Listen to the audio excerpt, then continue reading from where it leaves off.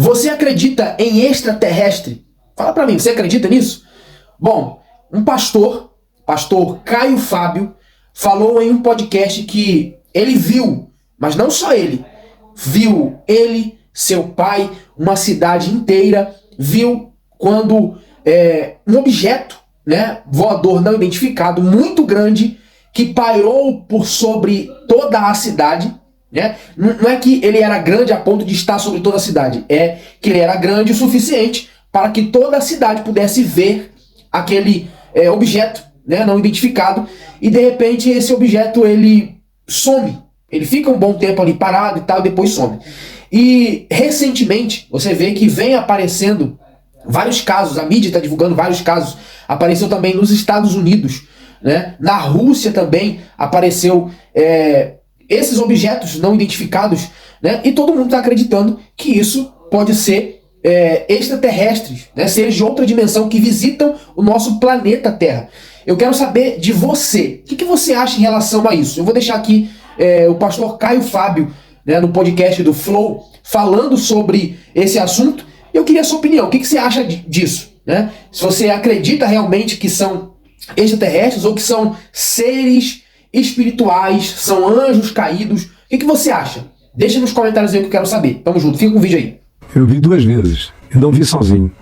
A primeira vez eu tava com... Acreditar em Jesus é uma parada. Agora em ET... Não, ET pra mim é extraterrestre.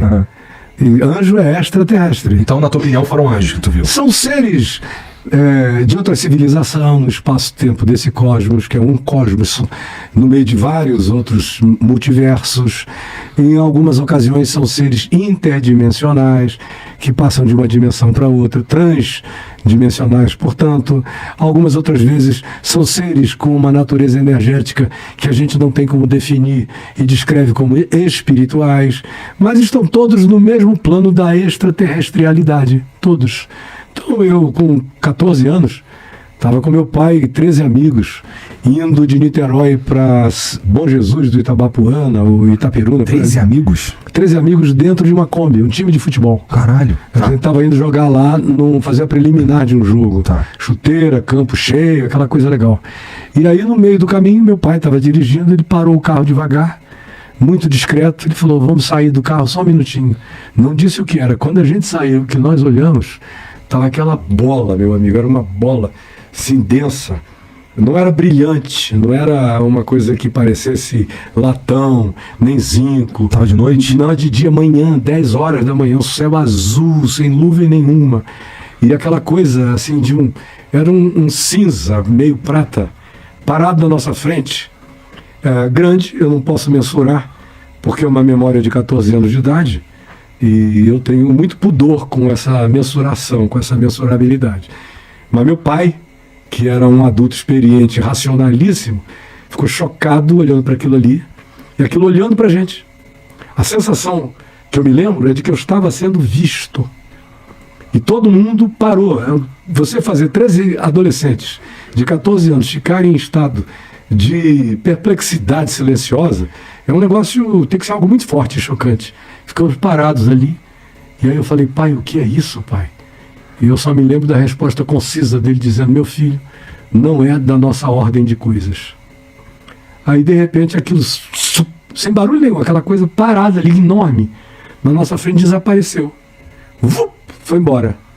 E eu fiquei daquele dia para frente, isso deixou de ser um problema para mim, porque eu nunca tive dúvida da minha lucidez, nem da do meu pai, e nem da realidade da cognitividade coletiva, que constatou simultaneamente o mesmo fenômeno na mesma hora o tempo todo. E eu, se você quiser, eu te conto tudo que aconteceu dentro daquele carro naquele dia.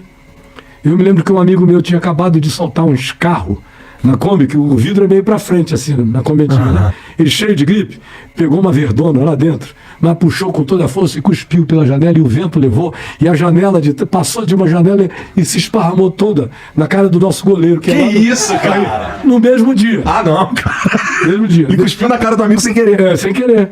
Então aconteceu, foi o primeiro dia que eu comi cordeiro na minha vida. Foi o primeiro dia que eu me lembro que eu joguei tão bem na ponta direita, eu jogava sempre de ponta de lança. Eu fui tão ovacionado no mesmo dia. Então eu tenho uma memória absoluta, e graças a Deus, Deus me deu uma memória maravilhosa da vida.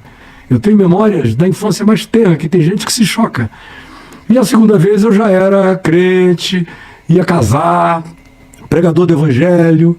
Em Manaus foi em outubro de 1974, numa aula de física, com meu professor de física e a turma inteira, quando de repente ouviu-se aquele alarido do lado de fora da escola.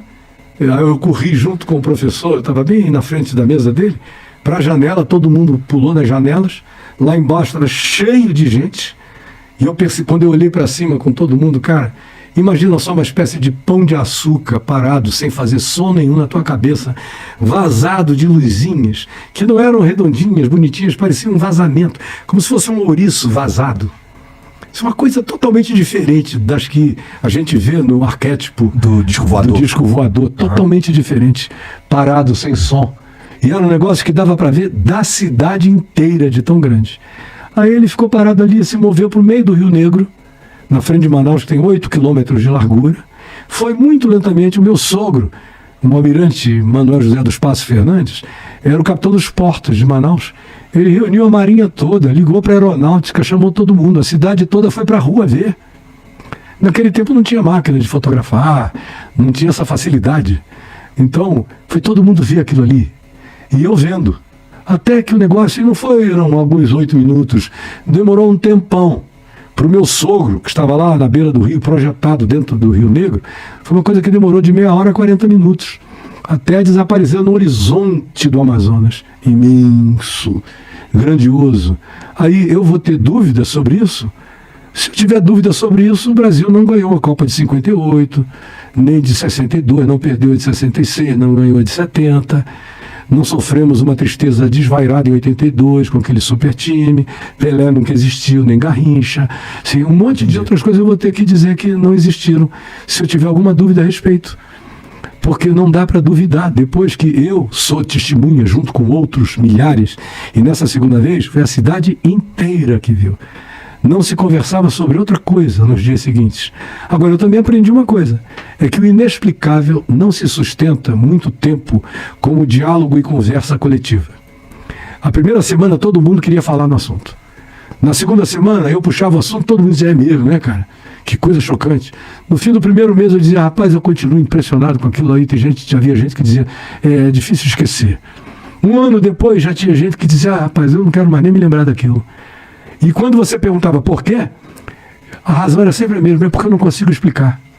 Então, o que não é explicável cai numa categoria do completamente apagável na nossa decisão cognitiva de guardar ou não guardar.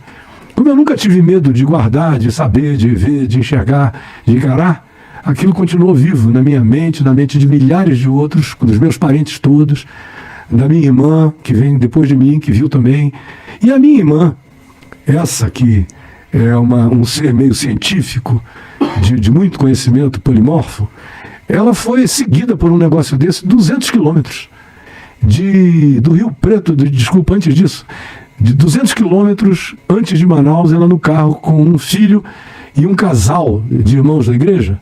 Ela estava voltando para Manaus e essa luz forte, poderosa, veio em cima do carro, andando para um lado, andando para o outro, atravessava a floresta, depois aparecia do lado de cá, aparecia do lado de lá.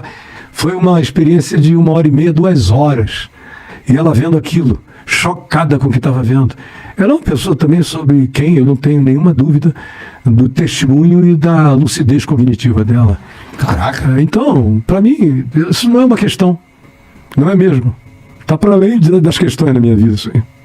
É apenas um fato que tu presenciou e pronto. Como eu presenciei uma quantidade enorme de fatos inquestionáveis.